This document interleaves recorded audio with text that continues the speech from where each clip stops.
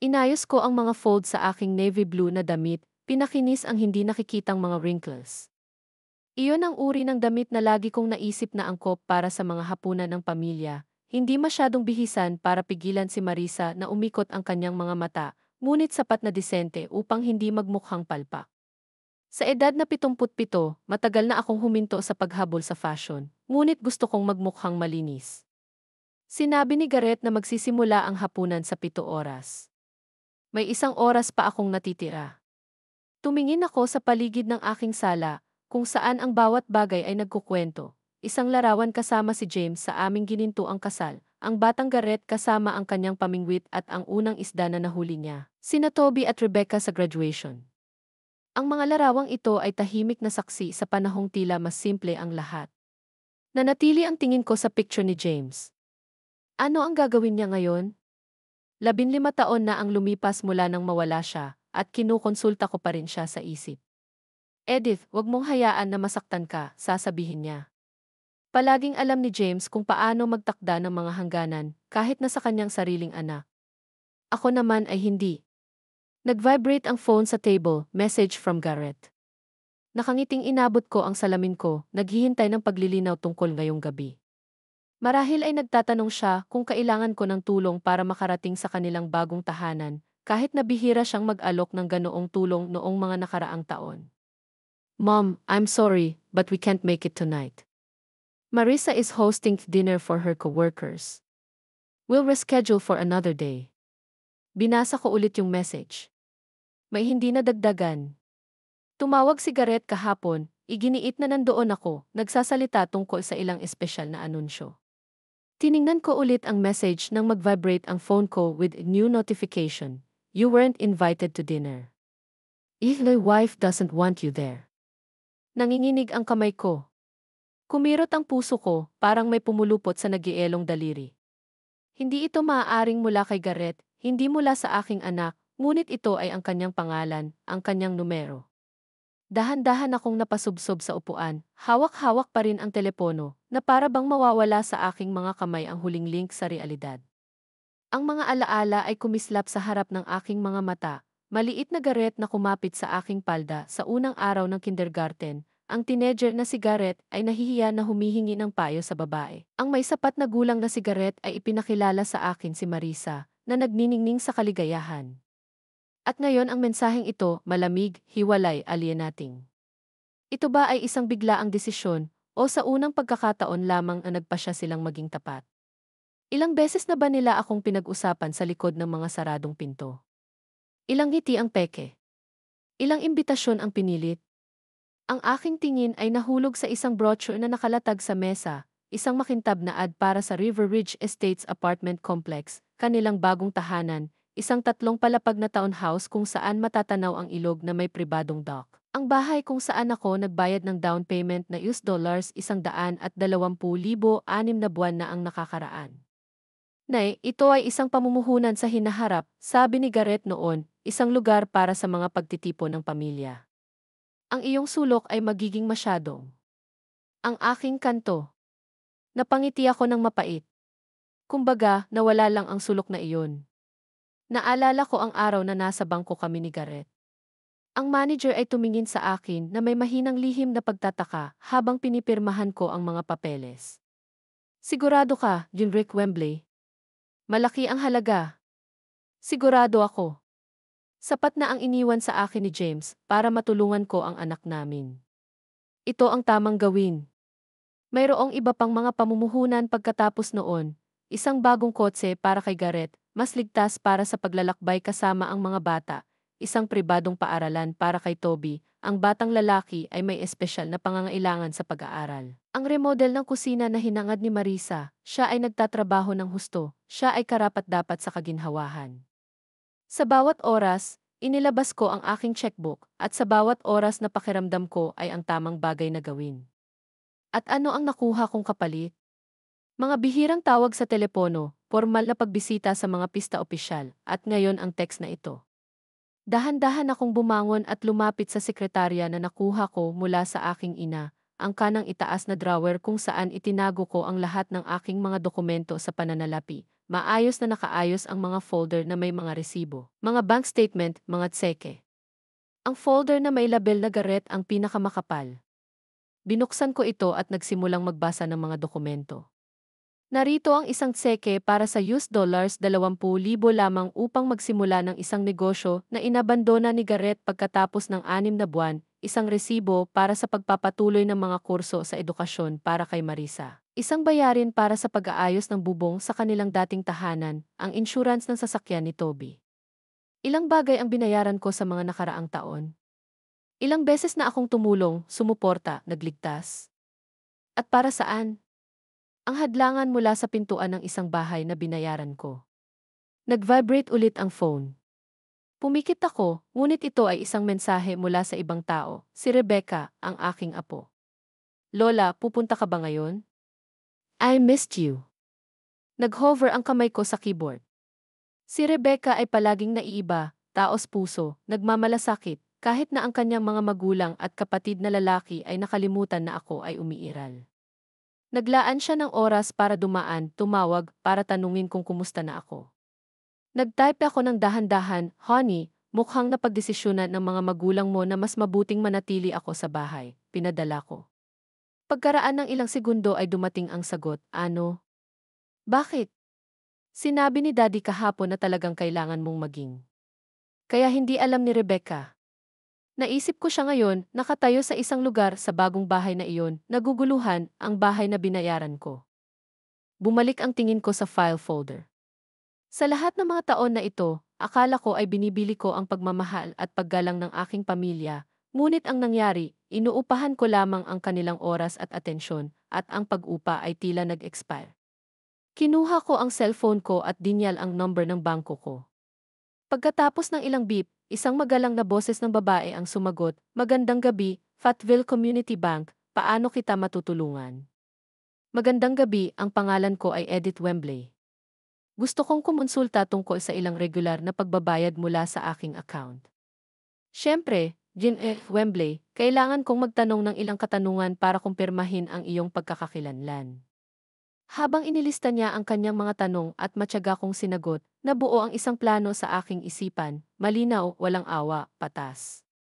Salamat sa pagkumpirma, Jim Rec Wembley. Ano nga ba ang maitutulong ko sa iyo?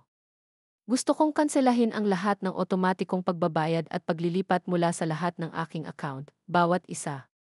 Nagkaroon ng panandali ang paghinto. Lahat ng bayad, Jim Rick Wembley? Medyo marami ka. Lahat sila. At kailangan ko ring bawiin ang power of attorney na ibinigay ko sa anak kong si Garrett Wembley. Nakikita ko. Narinig ko ang bahagyang pagkalito sa boses niya. Ito ay isang malaking pagbabago, Jim Rick Wembley. Marahil ay dapat kang bumaba sa sangay ng bangko para sa mas detalyadong. Bumaba ako bukas ng umaga at pipirmahan ang mga kinakailangang dokumento. Putol ko, pero kailangan ko ang proseso para magsimula ngayon. Posible ba iyon? Isa pang pause.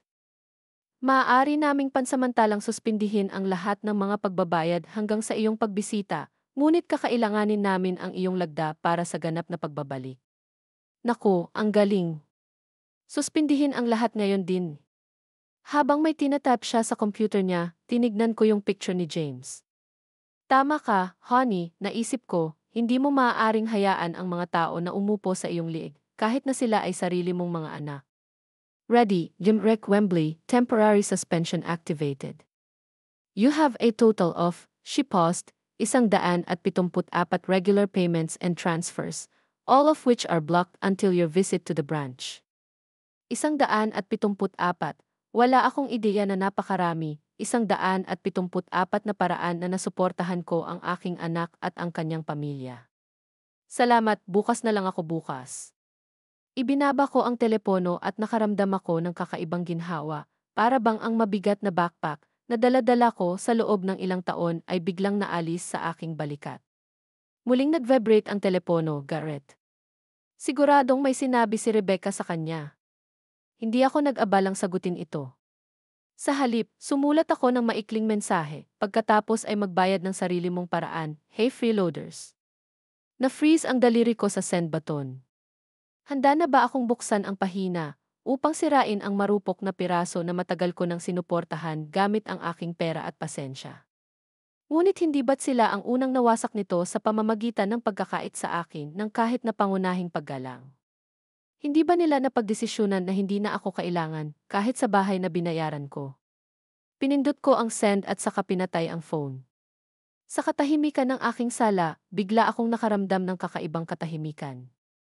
Sa unang pagkakataon sa mga taon, nakagawa ako ng isang bagay hindi para sa aking anak o sa kanyang pamilya, ngunit para sa akin at ito ay nakapagpapalaya. Naglakad ako papunta sa closet at naglabas ng isang lumang photo album.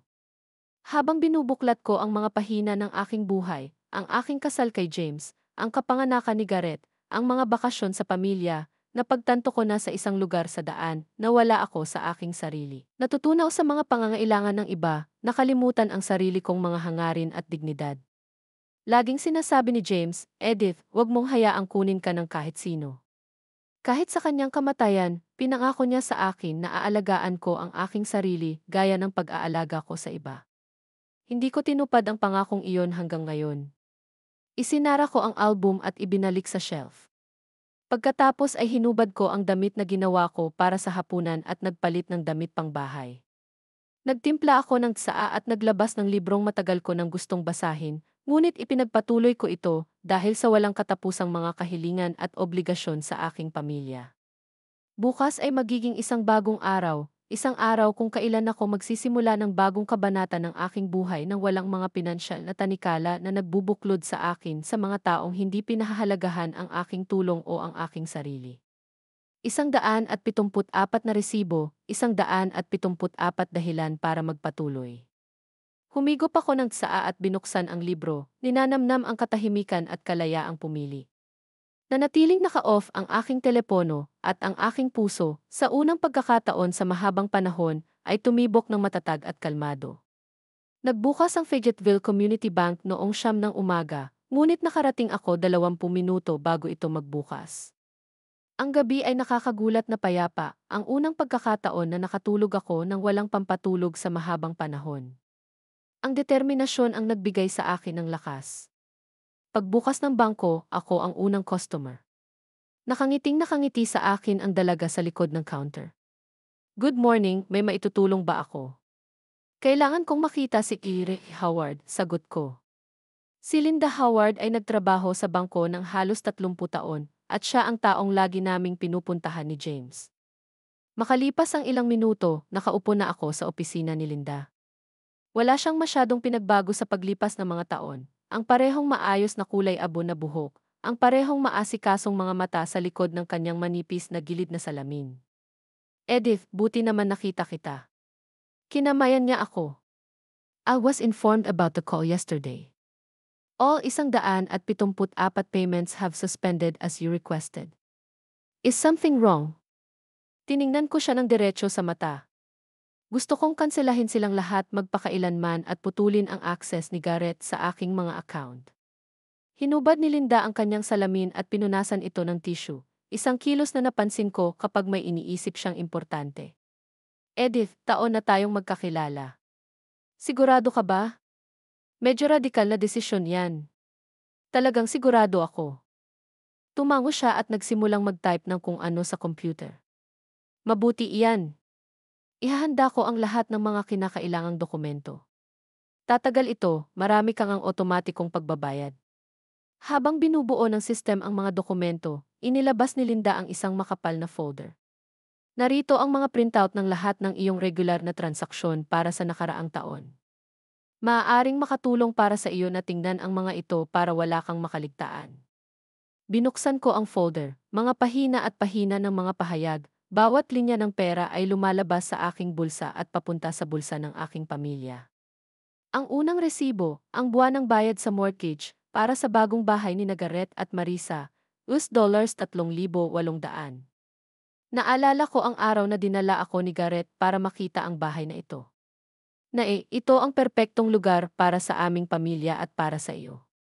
May isang silid na pambisita na may pribadong paliguan sa unang palapag, hindi mo na kailangang umakyat sa hagdan.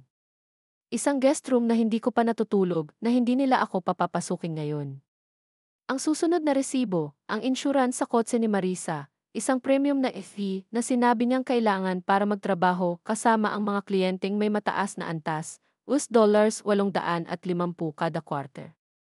Nagpatuloy ako sa pag-alis, pagbabayad para sa isang membership sa country club kung saan gumagawa si Marisa ng mga koneksyon sa negosyo. Mga bayarin para sa isang pribadong dental clinic dahil si Toby ay may espesyal na kagat at nangangailangan ng isang espesyalista. Ang matrikula ni Rebecca sa kolehiyo, ang tanging pera na hindi ko pinagsisihan. Bawat resibo ay nagbabalik sa alaala ng usapan, sa pakiusap, minsan pa nga ng mga luha. Nay, hirap na hirap kami sa pondo ngayon, Lola, ito na ang pinakabagong modelo. Kung wala ito, magiging puting uwak na ako, Edith. Ayaw mo namang magdusa ang apo mo sa mga komplikado, di ba? Resibo ng resibo, pahina ng pahina, naglalakbay sa mapa ng aking kamangmangan at kanilang kasakiman. Here's the paperwork to cancel all payments. Boses ni Linda ang nagpabalik sa akin sa realidad, and the power of attorney revocation form. Mangyaring basahin itong mabuti at lagdaan ito kung sumasang-ayon ka. Kinuha ko ang panulat at pinirmahan ng walang pag-aalinlangan. Edith, hininaan ni Linda ang boses niya, kung kailangan mo ng tulong, kahit anong payo. Ayos lang, Linda, umiti ako sa unang pagkakataon sa mahabang panahon. Talagang okay ang lahat. Paglabas ko sa bangko, gumaan ang pakiramdam ko, na para bang nagbuhos ako ng hindi nakikitang bigat na humihila sa akin pababa sa loob ng maraming taon. Ang sunod kong pinuntahan ay ang opisina ng aking abogado. Si Francis Whitaker ay nagtatrabaho kasama ang aming pamilya mula noong nabubuhay pa si James. Ang kanyang namumuong balbas ay humaba, at ang kanyang salamin ay mas makapal, ngunit ang palihim na kinang sa kanyang mga mata ay nanatiling pareho. Elrek Wembley, napakagandang sorpresa. Tinuro niya yung upuan ko. Anong may paglilingkod ko sa'yo? Gusto kong baguhin ang aking kalooban, mahinahon at may kumpiyansang sabi ko, at mag-set up ng panghabang buhay na tiwala upang protektahan ang aking mga ari-arian. Nagtaas ng kilay si Francis. Maaari ko bang tanungin kung ano ang nag-udyok sa desisyong ito? Nagbago ang kalagayan ng pamilya. Hindi ko nais na pumunta sa mga detalye. Kailangan kong malaman kung paano ko legal at ligtas na pamahalaan ang aking pananalapi nang walang panghihimasok ng aking anak o ng kanyang pamilya. Tumango siya nang hindi na nagtanong pa. Mayroong ilang mga pagpipilian, pag-usapan natin ang bawat isa sa kanila. Ginugol namin ang susunod na oras sa pakikipag-usap tungkol sa mga hindi mababawi na tiwala, kapangyarihan ng abogado sa pananalapi, at mga nakatakdang probisyon sa isang testamento. Kinuha ni Francis ang mga tala at ipinaliwanag ang mga legal na intricacies. Nakadama ako ng kakaibang kalayaang gawin ang mga desisyong ito. Nang matapos kami, may 15 missed calls ang aking telepono mula kay Garrett, 7 mula kay Marisa, at 3 mula kay Toby, wala mula kay Rebecca. Dapat ko bang ihanda ang mga papeles sa pagtatapos ng linggo? Tanong ni Francis habang inalalayan ako papunta sa pinto. The sooner the better, sagot ko. At Francis, salamat. Tumango siya bilang pag-unawa. Alam mo, Edith, laging sinasabi ni James na mas malakas ka kaysa sa hitsura mo. Natutuwa akong makitang tama siya. Lumabas ako ng opisina na may bahagyang ngiti. Si James, lagi niya akong nakikita. Habang pauwi, huminto ako sa supermarket. Sa kauna-unahang pagkakataon sa mahabang panahon, bumili ako ng mga grocery para lamang sa aking sarili. Hindi iniisip ang mga kagustuhan ni Garrett o ang mga paboritong merienda ni Toby. Ito ay isang kakaiba ngunit kaaya-ayang pakiramdam na isipin lamang ang sarili kong mga pagnanasa. May sorpresang naghihintay sa akin sa bahay. Nakaupo si Rebecca sa balkonahe habang nakapulupot ang mga braso sa tuhod. Napatayo siya nang makita niya ang kotse ko. Lola!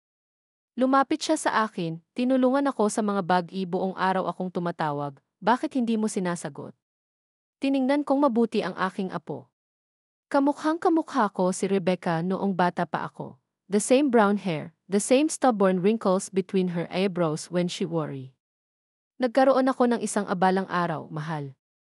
Binuksan ko ang pinto. Pumasok ka at sabihin mo sa akin kung ano ang nangyari. Pumunta kami sa kusina. Umupo si Rebecca sa mesa, kinakabahang tinapik ang kanyang mga daliri sa countertop habang inaayos ko ang mga pinamili. Lola, anong nangyayari?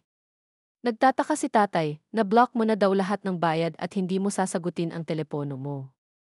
Kalmado kong inilabas ang takure. Totoo naman. I've decided to cut off your family's financial support. Pero bakit?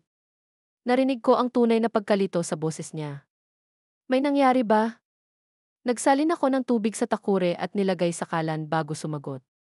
Kinansela ng tatay mo ang imbitasyon ko sa family dinner kagabi, ayaw daw ako ng nanay mo doon. Namutla si Rebecca. What? No way. Buong linggo na sinasabi ni Dad kung gaano kahalaga ang pagdating mo. May message ako. Nilabas ko ang phone ko at ipinakita sa kanya. Tinakpan ni Rebecca ang bibig gamit ang kamay habang nagbabasa. Oh and by God, hindi ko alam, I swear. Napuno ng luha ang mga mata niya. Grabe, Lola. Hindi ko maintindihan kung paano niya nagawa. Naglagay ako ng tasa ng tsaa sa harap niya. That was the last straw, Rebecca. For years, I've paid for everything, from your house to Toby's tennis lessons, and all that time, parang ginagamit ako. Kahapon, I got confirmation. Natahimik si Rebecca, nakatitig sa kanyang tasa. Tapos tumingin siya sa akin. Alam mo, lagi kong nakikita kung paano nila, alam mo, samantalahin ang kabaitan mo, lalo na si nanay. Sinubukan kong kausapin si Dad, pero lagi niya itong pinagtatanggol, tumango ako. Sa kaibuturan ko, alam kong lagi kong naiintindihan si Rebecca kaysa sa ipinakita niya. Ano na ang mangyayari ngayon, tahimik niyang tanong. I mean, marami silang babayaran, loan. They'll have to manage on their own, kibit balikat ko. Mga nasa hustong gulang na sila na may magagandang trabaho. Si Garrett ay isang inspektor ng gusali, ang iyong ina ay isang matagumpay na realtor. Magiging maayos sila.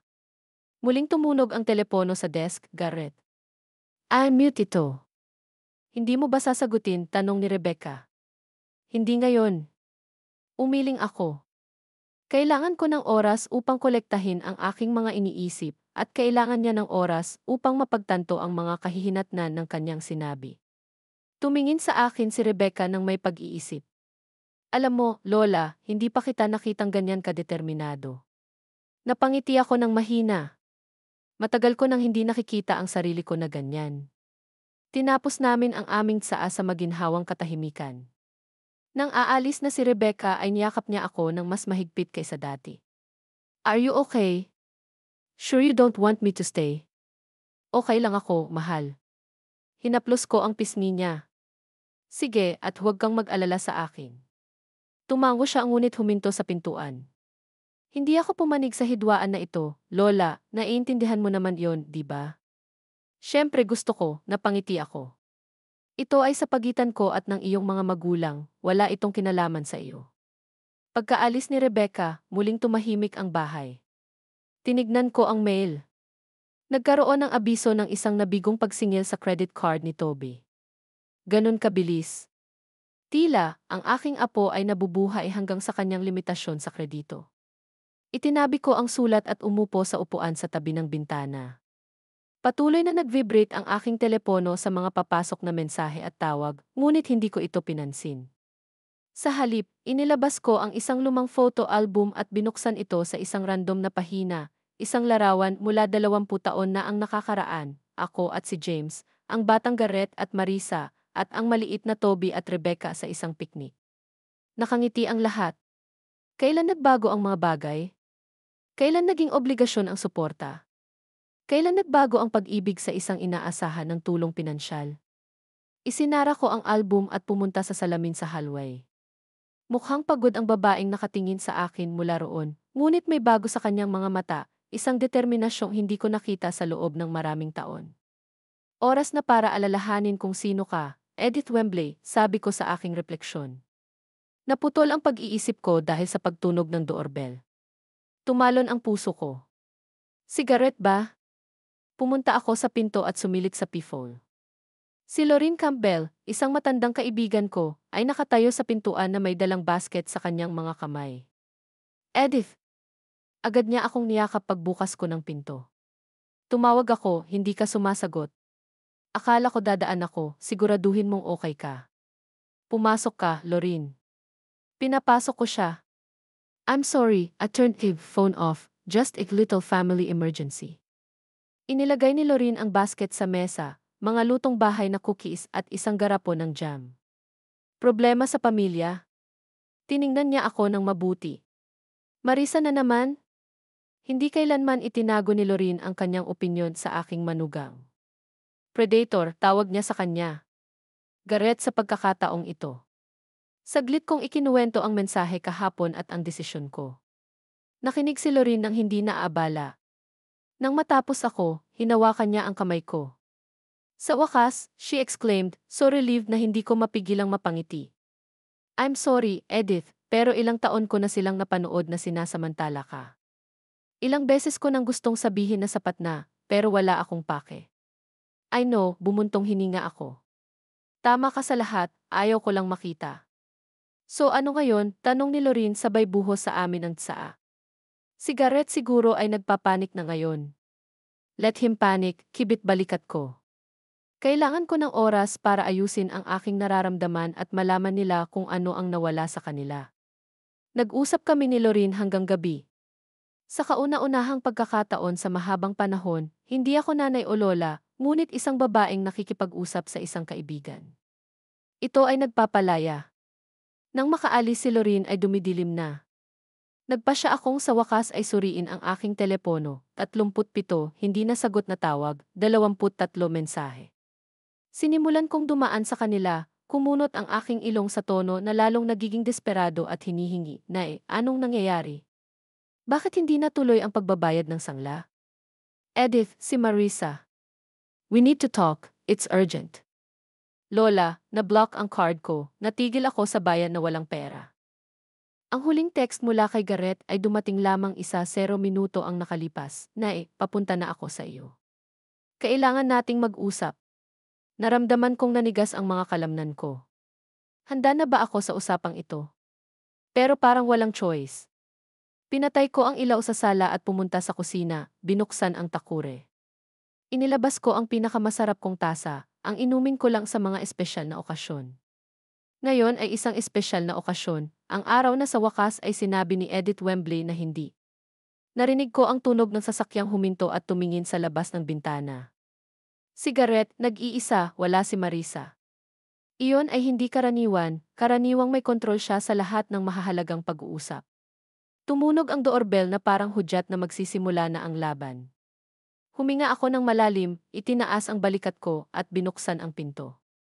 Nakatayo si Gareth sa pintuan, hindi sanay na magulo. Ang kanyang karaniwang maayos na kamiseta ay kulubot at ang kanyang mga mata ay magkahalong inis at gulat. Tahimik akong tumabi para papasukin siya. Mom, what's going on? Hindi siya nag-aksaya ng oras sa pagbati. Ang lahat ng mga pagbabayad ay tinanggihan, sinabi ng bangko na binawi mo ang lahat ng mga pahintulot. Hindi namin mababayaran ang mortgage. Pumunta ako sa kusina, kung saan kumukulo na ang takure. Gusto mo ba ng tsaa? Kalmadong tanong ko sabay kuha ng pangalawang tasa. Anong tsaa? Nakipagkamay si Gareth sa kawalan ng pag-asa. Do you realize what's going on? The bank called about the late payment. Marisa is hysterical. Nagsalin ako ng kumukulong tubig sa tiapot at lumingon sa anak ko. Naiintindihan ko. Kinansela ko ang lahat ng obligasyong pinansyal sa iyong pamilya, lahat ng 174 na pagbabayad. Wala akong intensyon na ipagpatuloy ang mga ito. Natigilan si Gareth na parang hindi makapaniwala sa narinig. Ano? Bakit? Napasandal siya sa upuan niya, na natiling nakatingin sa akin. Ito ba ay isang uri ng biro? Hindi ka imbitado sa hapunan. Ayaw ka ng asawa ko doon, I quoted his message, watching his expression change. Iyon ay isang mensahe mula sa iyo, Gareth, hindi isang biro, at ang aking tugon ay hindi rin biro. Namutla siya at ibinaba ang ulo. This it's not what you think, panimula niya, pero pinutol ko siya. Ano bang dapat kong isipin? Na pinalayas ako ng sarili kong anak sa pinto ng bahay na binayaran ko. Naayaw ako ng manugang ko sa mesa nila, kahit pinunduhan ko ang pamumuhay nila. Naglagay ako ng tasa ng tsaa sa harapan niya, pero hindi man lang niya ito nilingon. Mom, it was stupid, I admit it. I shouldn't have written it. Marisa was upset, and I. And you decided to make her happy Evie insulting your mother pagtatapos ko para sa kanya. Napaka-sweet niyan, Garrett. Mom, please, Anya, na may nagmamakaawang tono sa kanyang boses. Hindi namin magagawa ito kung wala ang tulong mo. Mayroon kaming isang mortgage, mga pautang. Kailangang magbayad ni Toby para sa kolehiyo. Humigop ako ng tsa ako, naramdaman ko ang galit sa loob na hindi ko pinalabas sa loob ng maraming taon. Hindi mo ba naisip yun nung tinanggihan mo ako kahit basic respect? Nung pinuna ni Marisa yung damit ko? Nung na-miss ni Toby yung birthdays ko? Nung hindi mo ako tinawagan nung anibersaryo ng pagkamatay ng tatay ko? Mukhang nahihiya si Garrett, ngunit nakita ko ang pagkislap ng pagkairita sa kanyang mga mata. Siya ay palaging isang masamang artista. Mom, we appreciate everything you do for us. We do yun nga lang minsan. He hesitated, searching for words. Minsan may hindi pagkakaintindihan. Mahal ka naming lahat, kahit si Marisa, kahit hindi niya palaging ipinapakita. Tiningnan ko ang aking anak, isang matandang lalaki, isang ama ng 2 anak, na ngayon ay mukhang isang batang nahuling nagnanakaw ng cookies. Garrett, I don't believe you, mahinang sabi ko. Hindi ako naniniwalang mahal mo ako. Mahal mo ang pera ko, ang tulong ko, ang pagpayag kong lutasin ang mga problema mo, pero hindi mo ako mahal. Hindi totoo yan. Tumalon siya mula sa kanyang upuan. Paano mo nasasabi yan? Kasi totoo. Nanatili akong nakaupo, pinapanatili ang aking kalmado. Kailan mo ako huling tinanong kung ano ang nararamdaman ko? Inquired about my life. Invited me over for no reason, not when you need money or help with the kids. Ibinuka ni Garrett ang kanyang bibig, ngunit wala siyang mahanap na sasabihin. Patuloy ko, lagi namang sinasabi ng tatay mo na hindi mo mabibili ang pag-ibig. Hindi ako nakinig. Akala ko kung mapagbigay ako, sapat na matulungin, pahalagahan mo ako. Nagkamali ako. Mom, humakbang si Garrett papunta sa akin. Understand you're upset. Don't you let Marisa and I come over this weekend, talk things over calmly. Hindi. Umiling ako. Hindi ko na kailangan. Final na ang desisyon ko. Pero paano natin babayaran ang bahay? Narinig ko ang gulat sa boses niya. Yung mga sasakyan. Tuition ni Toby. You have a good job, Garrett, so also Marisa. You're adults, you can handle it, T. Naikuyom niya ang kanyang mga kamao at nakita kong napalitan ng galit ang iritasyon sa kanyang mukha. Hindi mo magagawa ito sa amin. Tumaas ang boses niya. After everything we did. After everything ikaw. Tumayo na rin ako. What have you done for me, Garrett?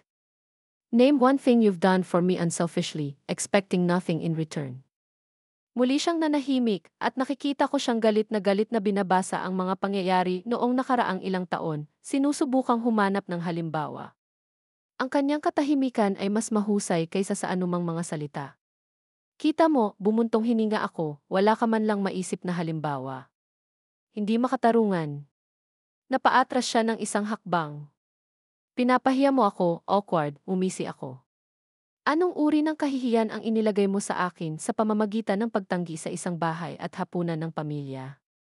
Sinuklay ni Garrett ang kanyang kamay sa kanyang buhok, isang kilos na naalala ko noong kanyang teenager years noong siya ay kinakabahan.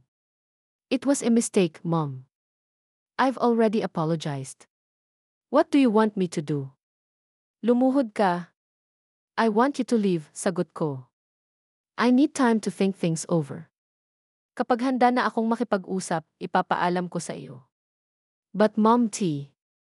Go away, Garrett, mahina ngunit matatag ang boses ko, please. Tinitigan niya ako ng ilang segundo na para bang hindi siya makapaniwalang pinalayas ko na talaga siya ng pinto. Pagkatapos ay tahimik siyang tumalikod at lumabas ng kusina. Narinig ko ang pagsara ng pinto sa harapan at pagkatapos ay ang dagundong ng makina ng kanyang sasakyan na papaalis sa bahay. Nang tuluyang humina ang tunog ay hinayaan kong umupo at humina. Nanginginig ang mga kamay ko. Ang pagharap sa aking anak ay mas mahirap kaysa sa inaasahan ko. Part of me, the old, familiar part of me, wanted to run after him, para sabihin sa kanya na ibabalik ko lahat para lang hindi siya magalit, pero hindi ko ginawa. Sa halip, inubos ko ang pinalamig na tsaa at nagsimulang maghugas ng mga pinggan. Kailangan kong panatilihing abala ang aking mga kamay para pakalmahin ang aking isipan. Nagring ang telepono, Marisa. Tinanggihan ko ang tawag. Makalipas ang 1 minuto, may dumating na mensahe. Edith, kailangan nating mag-usap. Sinabi sa akin ni Garrett ang tungkol sa pag-uusap ninyo. Sa palagay ko, nagkaroon ng matinding hindi pagkakaunawaan. Pag-usapan natin ang mga bagay-bagay tulad ng mga matatanda, umisi ako. Parang matatanda. Palaging gustong-gusto ni Marisa ang katagang iyon, lalo na kapag gusto niyang ipakita ang kanyang kataasan. Hindi ako sumagot. Kinaumagahan ay nagsimula sa pagbisita ni Francis Whitaker, ang aking abogado. Dinala niya ang mga papeles upang pirmahan, isang bagong kalooban at tiwala na gawa. Tama na, Edith. Inilapag niya ang mga papel sa mesa. Tulad ng aming napag-usapan, ang karamihan sa ari-arian ay napupunta sa isang hindi na mababawi na tiwala sa iyo bilang ang tanging benepisyaryo sa iyong buhay. Sa iyong pagkamatay, ang mga asset ay ipapamahagi ayon sa iyong mga tagubilin, 40% kay Rebecca, 0% sa isang library support charity, at ang iba ay sa iyong pagpapasya. Pinagmasdan kong mabuti ang mga dokumento. Natanggap ni Garrett at Toby ang pinakamababang bahagi na kinakailangan ng batas. Walang natanggap si Marisa. Tama na. Tumango ako at pinirmahan ang bawat sheet. Napatingin sa akin si Francis na may bahagyang ngiti. Alam mo, Edith, sa loob ng 30 taon ng pagsasanay, bihira akong makakita ng mga ganoong kadrastikong pagbabago sa mga testamento. Kadalasan, ang mga tao ay nag-aalangan, nagdududa. I've hesitated enough already, Francis. Pinirmahan ko ang huli sa loob ng maraming taon. Tumango siya at kinuha ang mga papel. Isasampa ko sila ngayon. I'll send you copies within the week. And Edith, he paused, if you need legal help with any possible conflicts with the family, I'm always at your service. Pagkaalis ni Francis, napagpasyahan kong mamasyal. Maaliwalas ang araw noon at ang sariwang hangin ay nakatulong sa pag-alis ng aking isipan. Pumunta ako sa park kung saan kami madalas pumunta ni James tuwing weekend. Pagkaupo ko sa isang bench, pinanood ko ang mga bata at ang kanilang mga magulang na naglalaro. Nahagip ng mata ko ang isang babaeng may kasamang maliit na lalaki. Siya ay matyagang tinutulungan siyang magtayo ng isang sandcastle. Tumatawa kasama niya habang ang istruktura ay gumuho. Naaalala ko ang paggawa ng parehong bagay kay Garrett mga taon na ang nakakaraan. Saan at kailan nawala ang simpleng saya sa piling ng isa't isa? Naputol ang pag-iisip ko nang tumunog ang phone number ni Toby. Nagdadalawang isip ako pero nagpasya akong sagutin ito. Lola, parang tense ang boses niya, totoo ba? Kinansela mo ba lahat ng bayad?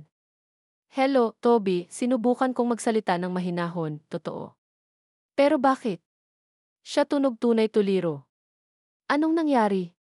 Hindi nagpaliwanag ang tatay mo? May sinabi siya tungkol sa hindi pagkakaunawaan, tungkol sa na-offend mo sa isang mensahe, mabilis na sabi ni Toby.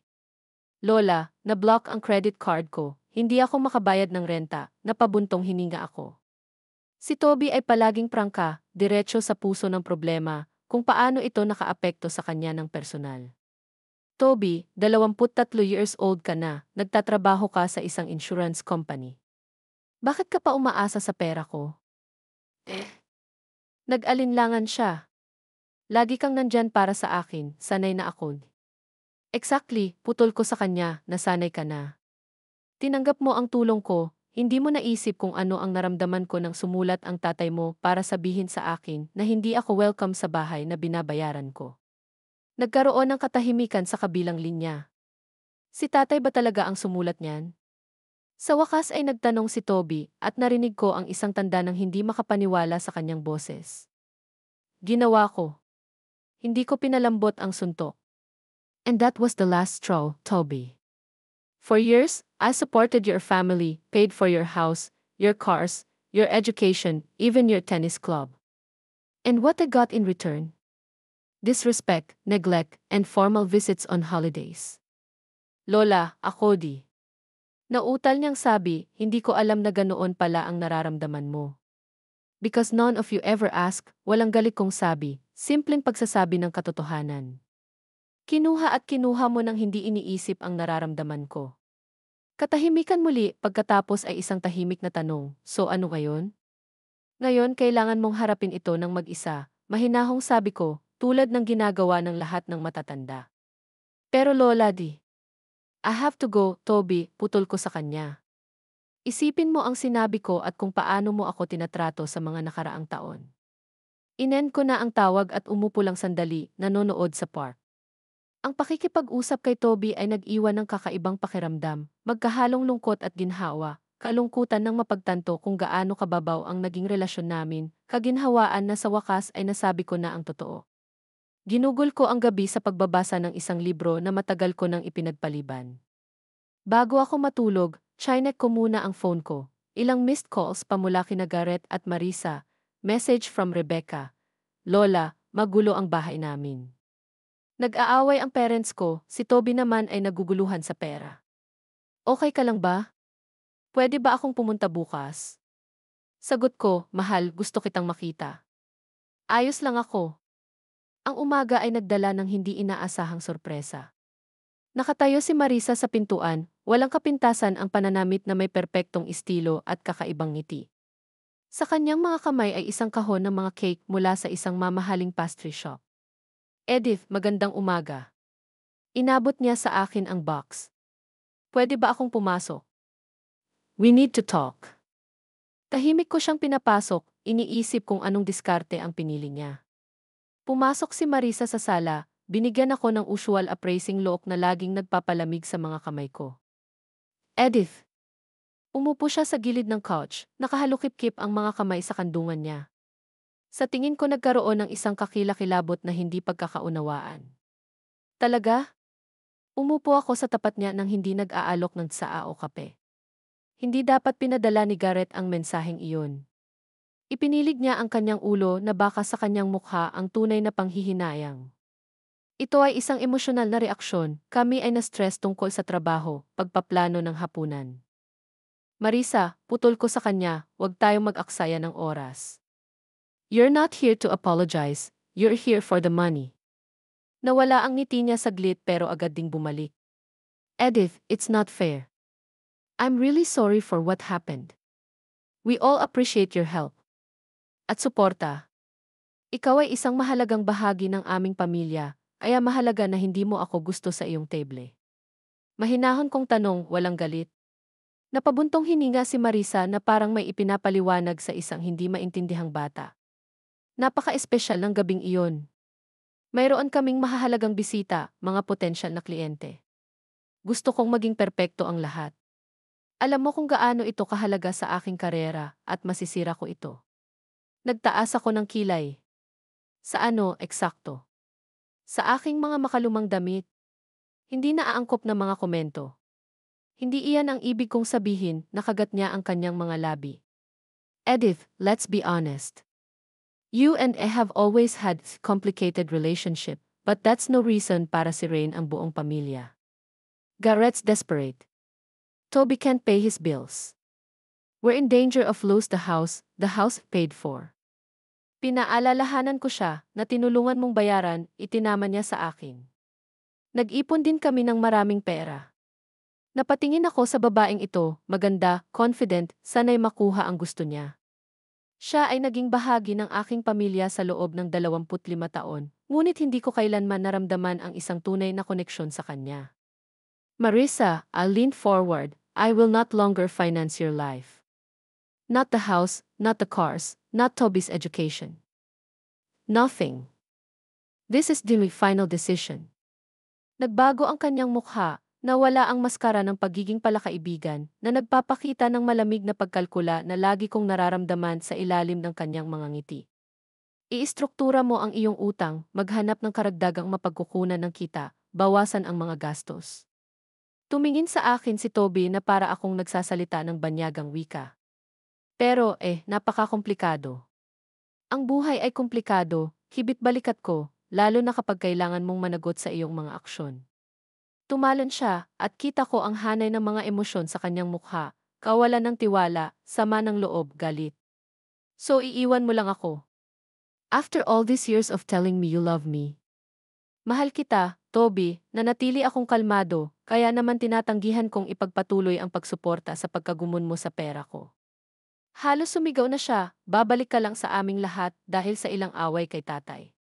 Tiningnan ko ang galit kong apo at nakita ko sa kanya ang refleksyon ni Marisa, ang parehong marahas na reaksyon sa pagtanggi, ang parehong kawalan ng kakayahang tanggapin ang hindi bilang sagot.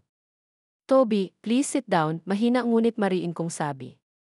Sa gulat ko, sumunod siya, sumalampak muli sa sopa. I'm not taking revenge on anyone. Huminto lang ako sa pagiging giksis para sa pamilya ko, tumigil sa pagbili ng pagmamahal at paggalang na dapat ay walang kondisyon.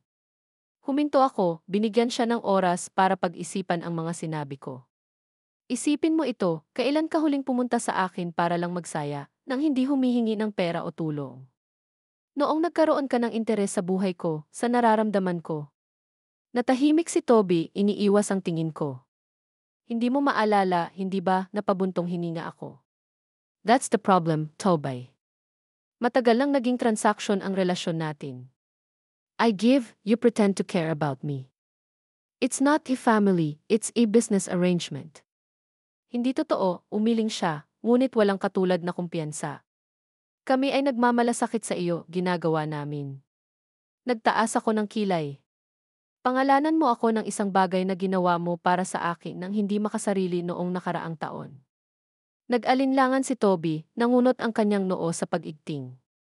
Nakikita kong sinusubukan niyang alalahanin ang anumang bagay, isang tawag, pagbisita, regalo na walang kahilingan o obligasyon.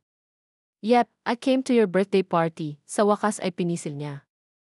Ginawa mo, makalipas ang isang oras kaysa sa iba, nang walang regalo, at umalis ka agad pagkatapos ng cake, sinasabing nakikipagkita ka sa ilang mga kaibigan. Ibinaba niya ang kanyang ulo. Hindi ko sinasadya.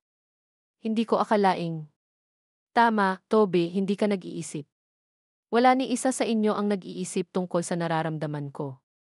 Hininaan ko ang tono ko. I'm not mad at you, I really am, hindi na lang ako sasali sa unhealthy relationship na ito. Umupo kami sa katahimikan. Mukhang nanlumo si Toby, nakayuko sa sopa. Bigla ko siyang nakita bilang maliit na batang lalaki na tinuruan kong sumakay sa kanyang bisikleta. Matigas ang ulo, ngunit mahina. Tingnan mo, humarap ako sa kanya, hindi kita bibigyan ng pera, pero may iba pa akong mayaalok sa iyo. Tumingala siya. Ano? Ang kaibigan kong si Francis Whitaker, isang abogado, ay naghahanap ng part-time na katulong. Walang komplikado, pag-uri ng mga dokumento, pagsagot sa mga telepono. Hindi nito malulutas ang lahat ng iyong problema, ngunit ito ay magiging isang karagdagang mapagkukunan ng kita. Kung gusto mo, maaari ko siyang kausapin. Mukhang nagulat si Toby. Would you do that for me? After everything I've said.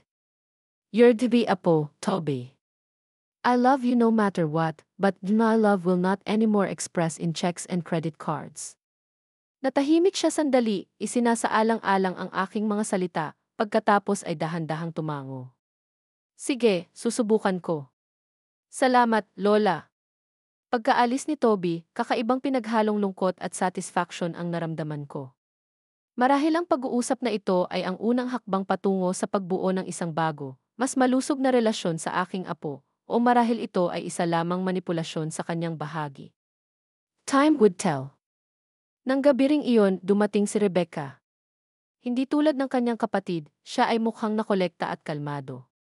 Nakasalubong ko si Toby sa daan, sabi niya habang tinutulungan akong magluto ng hapunan. Medyo tahimik siya. Pinag-usapan namin ang tungkol sa pera at responsibilidad, naghiwa ako ng mga gulay para sa salad. Hindi ako sigurado na kinuha niya ito ng maayos. Tumango si Rebecca, hinahalo ang dressing. Mabuti para sa kanya na lumaki ng kaunti. Toby's always had it too easy. Napatingin ako sa apo ko.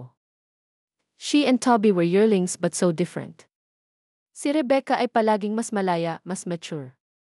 Kamusta ang mga bagay sa bahay? Maingat kong tanong. Napabuntong hininga si Rebecca.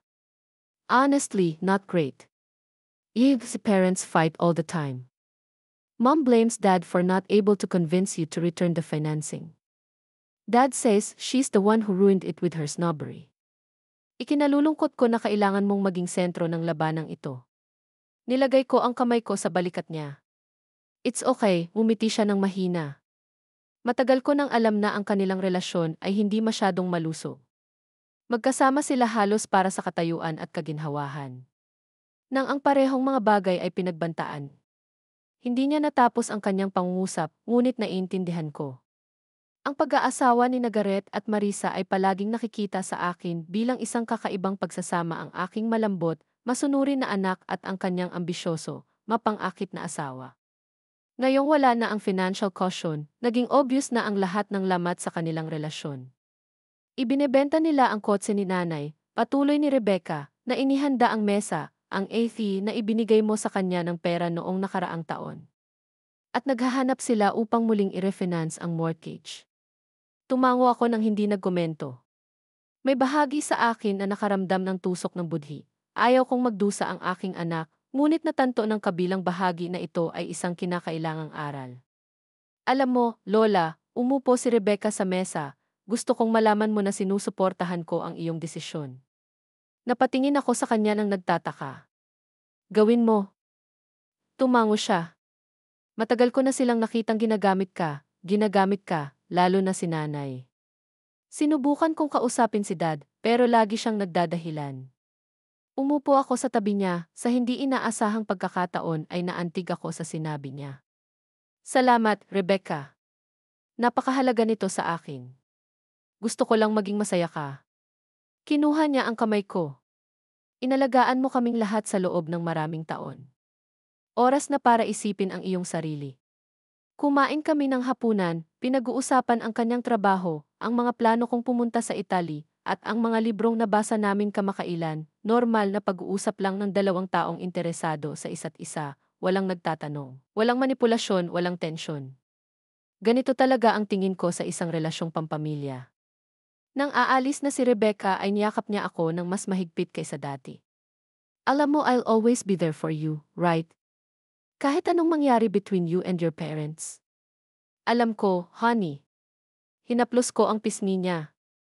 At palagi akong nandyan para sa iyo, hindi dahil kailangan ko, ngunit dahil gusto ko. Pagkaalis ni Rebecca, matagal akong natahimik, iniisip ang mga pagbabago ng pamilya, kakaiba na, sa lahat ng pamilya ko, ang apo ko ang pinakamaunawain, pinakamature. Marahil iyon ang punto, na ipasa hindi lamang ang mga gin at ari-arian, kundi pati na rin ang mga pagpapahalaga, mga prinsipyo, ang kakayahang magmahal at magmalasakit ng totoo. Tumunog ang telepono, naputol ang pag-iisip ko. Numero ni Garrett. Nagdadalawang isip ako pero nagpasya akong sagutin ito. Garrett? Nay, parang pilit ang boses niya, kailangan nating mag-usap bukas, bilang isang pamilya. Tungkol saan, mahinahon kong tanong. Tungkol sa sitwasyon natin, tungkol sa kung paano natin ito maaayos. Napabuntong hininga ako. Garrett, sabi ko sa inyo ni Marisa buo na ang desisyon ko. Mom, please, sabi niya, na may nagmamakaawang tono sa kanyang boses, at least pakinggan mo kami. Handa kaming magkompromiso. Nag-alinlangan ako. Ang isang bahagi sa akin ay hindi nais na ipagpatuloy ang walang kabuluhang bilog ng pag-uusap na ito, ngunit ang isa pang bahagi, ang mas matalino, mas mahinahon na bahagi, ay alam na ang isang kumpletong pahinga sa aking anak ay hindi magpapasaya sa akin. Okay, Garrett. 2 oras tomorrow afternoon, DB Place. Salamat, nanay. Halos maramdaman ang relief sa boses niya. Darating tayo, lahat tayo. Ibinaba ko na ang telepono at pumunta sa bintana. Ang kalangitan sa gabi ay may kulay na kulay rosas at ginto. Naisip ko ang tungkol sa pagpupulong bukas, isa pang round ng negosasyon sa pamilya, ngunit sa pagkakataong ito ay iba na. May bago akong rules. Sa pagkakataong ito, maaga akong nagising, kahit na ang pagpupulong ng pamilya ay hindi naka-schedule hanggang 2 oras ng hapon. Sa kabila ng aking panlabas na kalmado, ramdam ko ang tensyon.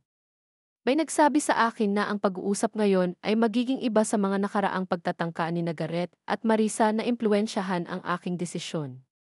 Para ma-distract ang sarili ko, nagpasya akong mag-garden. Ang pagtatrabaho sa lupa ay palaging nagpakalma sa akin, isang bagay na mapayapang makita ang iyong mga pagsisikap na maging mga bulaklak at prutas. Pagsapit ng tanghali, natapos na akong magbunot ng damo at magdilig, maligo at maghanda ng magaang tanghalian. Pagtingin ko sa orasan, napagtanto kong marami pa akong oras upang tipunin ang aking mga iniisip bago dumating ang aking pamilya. Eksaktong 2 oras, tumunog ang doorbell. Huminga ako ng malalim at binuksan iyon. Tumayo si Garrett sa pintuan mag-isa, wala si Marisa at ang mga bata. Mom, tumango siya, pumasok sa bahay, mga ilang minuto ay darating na ang iba. Gusto ko muna kayong makausap mag-isa. Tahimik ko siyang dinala sa sala. Si Garrett ay mukhang tensyonado, ang kanyang karaniwang maayos na kamiseta ay lukot, maitim na bilog sa ilalim ng kanyang mga mata. Mom, umupo siya sa tapat ko. I want you to know that what's going to happen tonight was not my idea. Marisa insisted. Nagtaas ako ng kilay. At ano ang mangyayari, Garrett? Ibinaba niya ang kanyang mga mata. Siya kami. Nararamdaman ni Marisa na kailangan naming gumawa ng mapagpasyang aksyon para malaman mo kung paano nakakaapekto ang desisyon mo sa buong pamilya. Ramdam ko ang namumuong pag-aalala sa loob ko. Anong klaseng aksyon? Ibinuka ni Garrett ang kanyang bibig upang sumagot, ngunit pagkatapos ay may tunog ng mga sasakyang humihinto, maraming sasakyan. Pumunta ako sa bintana at nakita ko ang 3 sasakyan na pumapasok sa driveway ng bahay ko. Lumabas si Marisa sa nauna, perpektong bihis at suklay, baka sa mukha niya ang determinasyon. Sa likod niya, sina Toby at Rebecca. Ang ibang mga sasakyan ay puno ng mga taong malabo kong nakilala, sa tingin ko ang mga magulang ni Marisa, ang kanyang kapatid na babae at ang kanyang asawa, ilang mga kaibigan ng pamilya. Garrett, lumingon ako sa anak ko, anong ibig sabihin nito? Mukha siyang naguguluhan. Napagpasyahan ni Marisa na magiging mas epektibo ang pagpupulong ng pamilya kung lahat ng interesadong partido ay naroroon, mga stakeholder. Hindi ako makapaniwala sa aking mga tainga. Ang iyong asawa ay nagdala ng isang grupo ng mga tagalabas sa aking bahay upang pag-usapan ang aming alitan sa pamilya. Bago pa makasagot si Garrett, biglang tumunog ang doorbell. Dahan-dahan kong binuksan ito, naramdaman ko ang namumuong galit sa loob ko, malamig, nakatuon, determinado. Nakatayo si Marisa sa may pintuan na may kakaibang ngiti. Edith, magandang hapon, mas malakas ang kanyang pagsasalita kaysa sa karaniwan na halata sa mga manonood sa likod niya. Nandito kaming lahat para pag-usapan ang sitwasyon bilang isang pamilya. Lumingon-lingon ako sa grupong nagkakatipon, hindi bababa sa 1-0 tao. Lahat ay may mga ekspresyon ng awkwardness at curiosity sa kanilang mga mukha. Marisa, tahimik ngunit mariin kong sabi, hindi ko inimbitahan ang lahat ng mga taong ito sa aking bahay. Pero pamilya ito, Edith, ikinaway niya ang kanyang mga kamay sa labis na pagkagulat. Hindi ba dapat suportahan ng isang pamilya ang isa't isa sa oras ng pangangailangan? Nakita ko si Rebecca na nakatayo sa gilid, halatang nahihiya. Si Toby naman ay nanatiling malapit sa kanyang ina, ginagaya ang kanyang confident na tindig. Ako ang aking mga magulang, itinuro ni Marisa ang isang matandang mag-asawa, ang aking kapatid na si Curtis at ang kanyang asawa, ang aking kapatid na babae na si Paige at ang kanyang asawa. Lahat sila ay nag-aalala sa kung ano ang nangyayari. Lahat tayo ay isang malaking pamilya, hindi ba? Tiningnan ko siya ng diretso sa mata. No, Marisa, we're not. This is my house, and if decide who invite into it sa ngayon, ikaw lang ang iniimbitahan ko, Garrett, at ang mga bata. Ang iba sa inyo ay kailangang umalis. Humakbang pasulong si Marisa, pilit ang kanyang ngiti. Edith, huwag kang masyadong masungit. Malayo na ang narating ng mga tao. Sa iyong inisyatiba, hindi sa akin, nanatili akong matigas. Alin man sila umalis o walang pag-uusap. Nagkaroon ng tense na pause. Nakikita ko si Marisa na nag-iisip ng galit, isinasaalang-alang ang kanyang mga pagpipilian. Sa wakas, bumaling siya sa kanyang mga kamag-anak. Sa tingin ko, mas mabuting ipagpatuloy natin itong pag-uusap ng pamilya ng pribado. Mangyaring maghintay sa mga sasakyan o maglakad-lakad sa paligid. Malapit na tayong matapos. Ang mga kamag-anak ni Marisa ay awkward na lumipat mula paa hanggang paa, nagpapalitan ng tingin. Sa wakas, tumango ang kanyang ama, isang matangkad na lalaki na may militar. Naman, mahal. Magkapit bahay lang tayo. Tahimik akong nagmamasid sa kanilang paghihiwalay, sa katumabi, pinapasok sina Marisa, Toby at Rebecca sa bahay. Pagkasara ng pinto, bumalik ako sa pamilya. Kaya, kalmado ang boses ko, kahit na naggangalit ako sa loob. Sino ang magsasabi sa akin kung tungkol saan ang sirko na ito? Si Marisa ang unang bumasag sa katahimikan. Edith, ang desisyon mong bawiin ang iyong pinansyal na suporta ay hindi lang nakakaapekto sa amin ni Garrett, nakakaapekto ito sa aming buong kamag-anak. Umaasa ang mga magulang ko sa amin na tutulong sa pagbabayad ng kanilang nursing home. Ang kapatid ni Garrett ay nangangailangan ng suporta dahil nawalan siya ng trabaho. Kapatid ni Garrett? I interrupted her, nilingon ko ang anak ko. Ibig mong sabihin, Neil, yung hindi ko nakita sa loob ng 5 taon dahil nakalimutan mo siyang imbitahan sa mga family gathering. Si Garrett ay mukhang nalilito, ngunit nagpatuloy si Marisa. Ang ibig sabihin, Edith, ay ang iyong makasariling desisyon ay lumikha ng isang domino effect. Lahat ay nagdurusa, pati na ang iyong mga apo. Tumango si Toby, pinulot ang baton. Lola, hindi ko nababayaran ang renta ko. Pinapaalis ako sa katapusan ng buwan. Maaari kang bumalik sa iyong mga magulang pansamantala, sabi ko. Iyon ang problema, bulalas ni Marisa. Halos hindi na namin matustusan ang aming sarili. Nagbabanta ang bangko na iremata ang bahay kung hindi kami magbabayad sa katapusan ng linggo. Napatingin ako kay Rebecca, na tahimik na nakatayo sa gilid. Ano ka naman, Rebecca? Halika para humingi din ng pera. Umiling siya. Hindi, Lola, nandito ako dahil ayaw kong magsalita sila para sa akin. Iginagalang ko ang iyong desisyon. Marisa gave her daughter an annoyed look pero nagpatuloy, lumingon sa akin. Edith, handa kaming magkompromiso. Napagtanto namin na nasaktan ka namin. Hindi dapat ipinadala ni Garrett ang mensaheng iyon, ito ay isang pagkakamali na binabayaran naming lahat. This isn't about the message, Marisa, umiling ako. Ang mensahe ay ang huling straw. Ito ay tungkol sa mga taon ng pagpapabaya, kawalang galang at paggamit. Gamitin? Marisa threw up her hands theatrically. Kami ay isang pamilya. Ang mga pamilya ay sumusuporta sa isa't isa. Nakakatuwa na ibinalita mo lamang ang mga halaga ng pamilya pagdating sa pera, mahinahon kong sabi. Nasaan ang pagkakaisa ng pamilyang ito noong nag-iisa akong mag-isa? Noong may sakit ako at wala ni isa sa inyo ang naglaan ng oras para dalhan ako ng gamot. Noong anibersaryo ng pagkamatay ni James at walang tumawag sa inyo. Nagkaroon ng katahimikan. Ibinaba ni Garrett ang kanyang mga mata. Kinakabahang lumipat si Toby mula paa hanggang paa. Tanging si Marisa lang ang nanatiling walang kibo. We're all very busy, Edith. We have jobs, commitments. Mayroon din akong trabaho at mga pangako, putol ko sa kanya, ngunit palagi akong nakahanap ng oras at pera para sa aking pamilya, palaging inuuna ang iyong mga pangangailangan kaysa sa sarili ko. At paano mo ako binayaran para doon? Napatingin ako sa bawat isa sa kanila. Garrett, kailan mo ako huling tinanong kung ano ang nararamdaman ko, hindi para maging magalang, kundi dahil talagang curious ka. Natahimik ang anak ko, hindi tumitingin. Toby, ilang beses ka nang pumunta sa akin ng walang bayad, hindi kapag kailangan mo ng pera. Kinakabahang dinilaan ng apo ko ang kanyang labi, ngunit hindi rin sumagot. Marisa, nilingon ko ang aking manugang, banggitin ang isang bagay na ginawa mo para sa akin sa mga nakaraang taon, isang kilos ng pag-aalaga o paggalang. Ibinuka niya ang kanyang bibig, ngunit wala siyang mahanap na sasabihin. You see, I sighed, wala ka man lang maisip na mga halimbawa ng normal na relasyon ng tao sa pagitan natin dahil wala. May mga transaksyon lang.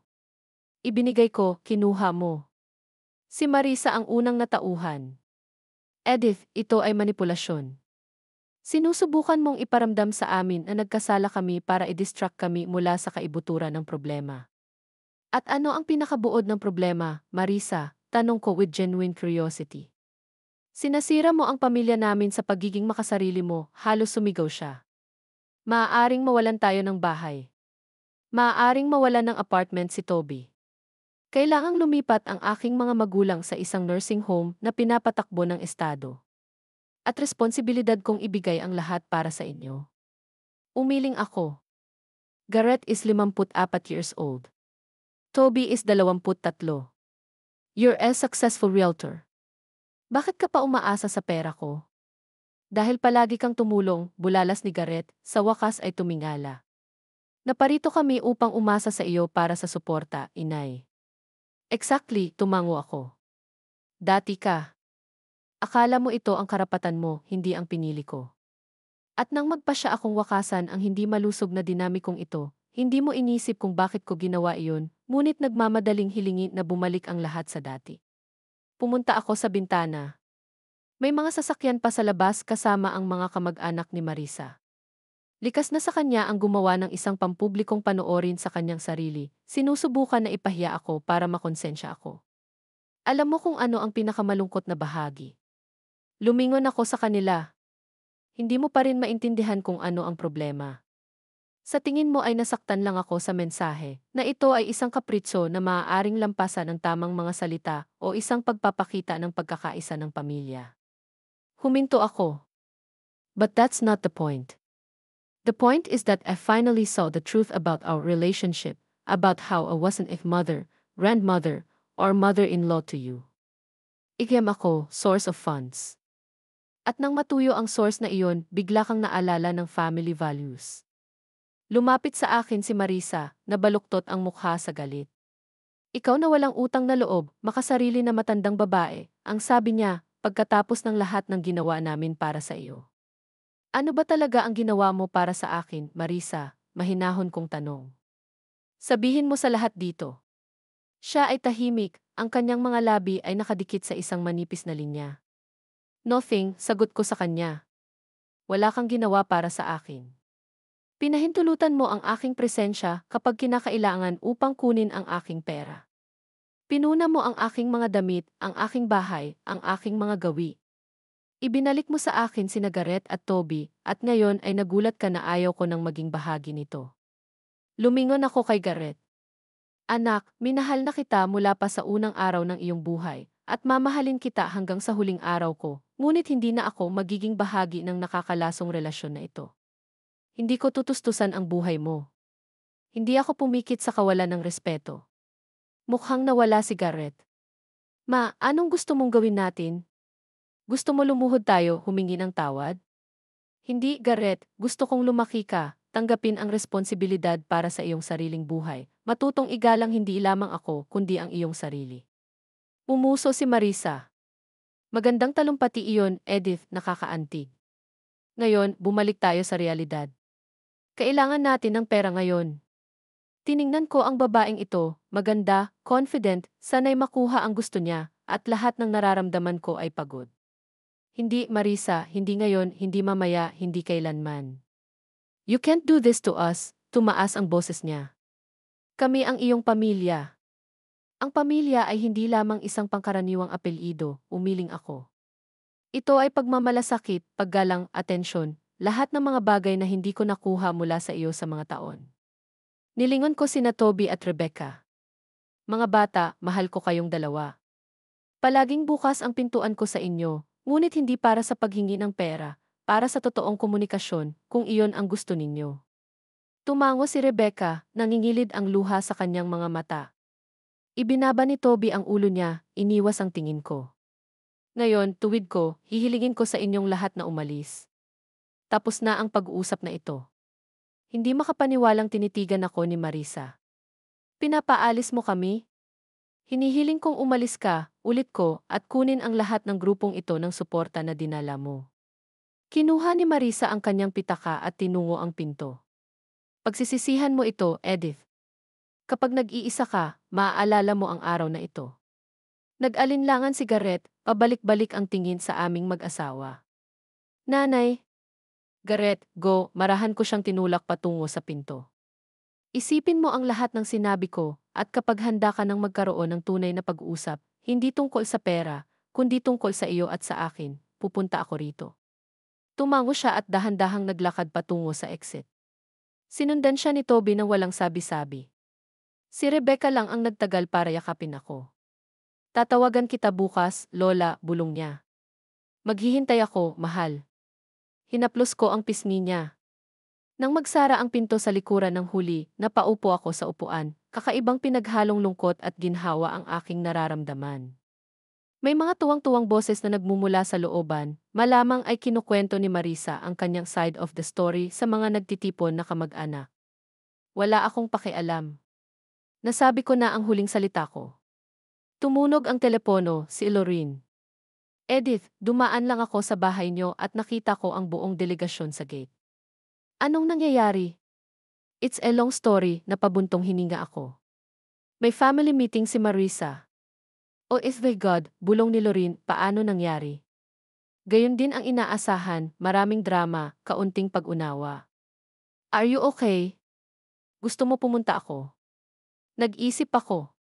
Dati, tatanggi sana ako. Ayokong istorbohin ang kaibigan ko sa mga problema ko. Pero ngayon, Lorene, dapat sumama ka. I think I could use a friendly shoulder. Darating ako sa loob ng 20 minuto, sagot niya kaagad, at dadalhin ko ang alak na natikman natin noong nakaraan. Napangiti ako sabay baba ng phone. May nagsabi sa akin na ngayon, masakit man, ay isang kinakailangang hakbang patungo sa isang bagong buhay, isang buhay kung saan ako mauuna. Pagkalipas ng 6 na buwan, pinainit ng araw ng Tuscan ang mukha ko habang nakaupo ako sa terrace ng isang maliit na restaurant, humihigop ng masarap na lokal na alak. Sa tabi ko, masigasig na nagsusulat si Lorene sa kanyang travel journal. Hindi ako makapaniwala na nandito talaga tayo, sabi ko, habang nakatingin sa magagandang burol na natatakpan ng mga ubasan. Si James ay magiging masaya. Ipagmamalaki ka niya, itinaas ni Lorene ang kanyang baso, sa bagong Edith. Napangiti ako, kinakapa ko ang baso ko sa kaibigan ko. Maraming nagbago sa 6 na buwang iyon mula noong pagpupulong ng pamilya na iyon. Si Garrett at Marisa ay gumawa ng ilang higit pang mga pagtatangka na impluwensyahan ako mula sa mga banta ng isang demanda na mabilis na humupa pagkatapos kong kumonsulta sa isang abogado. Hanggang sa sorpresang pagbisita ni Garrett na may dalang isang palumpon ng mga bulaklak at isang paghingi ng paumanhin na, sa nangyari, ay muling sinundan ng isang kahilingan para sa pera. Nanatili akong matigas ang ulo. Unti-unti, ang kanilang mga pagtatangka ay nagiging mas madalas at pagkatapos ay tumigil ng buo. Gaya ng nalaman ko kay Rebecca, napilitan silang ibenta ang bahay at lumipat sa isang mas maliit na apartment.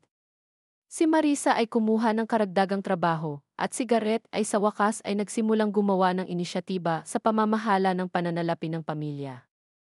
Si Toby, sa aking sorpresa, ay tumanggap ng isang alok na trabaho kay Francis Whitaker at tila natagpuan ang kanyang sarili sa legal na larangan. Ilang beses kaming nagkita, awkward pero unti-unting nagiging mas taimtim na mga pagpupulong kung saan walang mga kahilingan para sa pera o pagrereklamo. Si Rebecca ay nanatiling nag-iisang tao sa pamilya na palagian kong nakausap. Tumatawag siya bawat linggo, dumaan para bumisita, at ibinahagi ang kanyang mga balita at plano. Siya ang nagpumilit na huwag kong ipagpaliban ang paglalakbay sa Italia na matagal ko nang pinapangarap. Ano ang iniisip mo? Tanong ni Lorene na naputol ang iniisip ko. Tungkol sa kung gaano kalaki ang pagbabago sa buhay ko sa nakalipas na 6 na buwan, humigop ulit ako ng alak. Sino ang mag-aakala na sa 77 ako ay magsisimulang muli? Tumawa si Lorene. Lagi kang mas malakas kaysa sa inaakala mo, Edith. Hinayaan mo na lang na lumabas ang lakas na iyon. Tumango ako, nakatingin sa papalubog na araw na nagbibigay kulay sa mga burol sa kulay gintong kulay. Tama si Lorene. Buong buhay ko, ibinigay ko ang kapangyarihan ko sa iba, asawa, anak, pamilya niya. Ngayon lamang, sa aking katandaan, sa wakas ay nakahanap ako ng lakas ng loob na gamitin ito para sa aking sarili. Nag-vibrate ang phone ko, isang mensahe mula kay Rebecca na mailarawan ng bago niyang apartment. Lola, I can't wait for you to come back and see everything with your own eyes. Sana maganda ang Italy. Nakangiti akong sumagot sa mensahe at nag-attach ng isang shot ng Tuscan landscape. Ang ugnayang ito sa aking apo ay mahalaga, ang tanging thread ng pamilya na iningatan ko dahil nakabatay ito sa tunay na pagmamahal, hindi sa pananalapi. Sa gabi, pabalik sa aming maginhawang hotel, nanirahan ako sa isang libro sa balkonahe. Sa susunod na silid, si Lorene ay nasa telepono kasama ang kanyang anak na babae. Narinig ko ang tawa niya sa nakabukas na bintana. Naisip ko kung gaano ako natatakot na mag-isa sa buong buhay ko, kung paano ako kumapit sa mga hindi malusog na relasyon sa aking pamilya para lang hindi ako mag-isa, at kung paano, sa kabalintunaan. Ito ay ang desisyon na bitawan ang mga relasyon na nagdulot sa akin ng tunay na kalayaan at kagalakan. Mas kaunti ang mga tao sa buhay ko, ngunit ang mga naiwan, si Rebecca, Lorin, ang iba pang mga kaibigan na nakaugnay ko muli, ay naroon sa totoong mga dahilan dahil sa pagmamahal, paggalang, tunay na interes sa isa't isa. Naalala ko ang huling sinabi ni Marisa, pagsisisihan mo kapag nag-iisa ka. Ngunit hindi ako nag-iisa. Kasama ko ang aking sarili sa unang pagkakataon sa mga taon, tunay na kasama ang aking sarili, hindi nalusaw sa mga pangangailangan ng iba. Nagplano kami ni Lorin na bumisita sa isang lokal na gawaan ng alak sa umaga at pagkatapos ay isang maliit na museo sa isang kalapit na bayan, walang mahigpit na schedule, walang mga pangako, mga bagay lamang na nagdulot sa amin ng kasiyahan. Ito ang naging buhay ko mula noong mapagpasyang hakbang na iyon 6 na buwan na ang nakakaraan, isang buhay kung saan sa wakas ay pinahintulutan ko ang aking sarili na maging pangunahing karakter sa halip na isang panghabang buhay na estatistika. Humigop ako ng mainit na hangin sa gabi na puno ng amoy ng Tuscany. Matutuwa si James. Palagi niyang sinasabi na karapat-dapat ako kaysa sa ibinigay ko sa aking sarili, at kahit na tumagal ng maraming taon at isang masakit na epiphany, sa wakas ay natanto ko na tama siya. Sa edad na 77, natutunan ko na sa wakas ang pinakamahalagang bagay, ang mahalin ang sarili ko gaya ng pagmamahal ko sa iba. At ito ang pinakamahalagang pagtuklas sa aking buhay.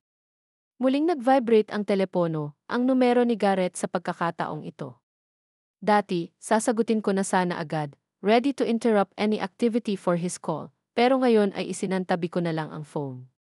Kahit anong sabihin ng anak ko ay makapaghintay. Ngayon ang oras ko. Inangat ko ang aking mga mata sa mabituing kalangitan ng Italyano at mumiti. Lahat ng 174 na resibo, lahat ng taon ng mga sakripisyo at konsesyon, lahat ng nakaraan. Mayroon lamang kalayaan sa hinaharap, kalayaan na maging aking sarili nang walang pagsasaalang-alang sa mga inaasahan at kahilingan ng ibang tao. At ito ang pinakamagandang kalayaan na naranasan ko.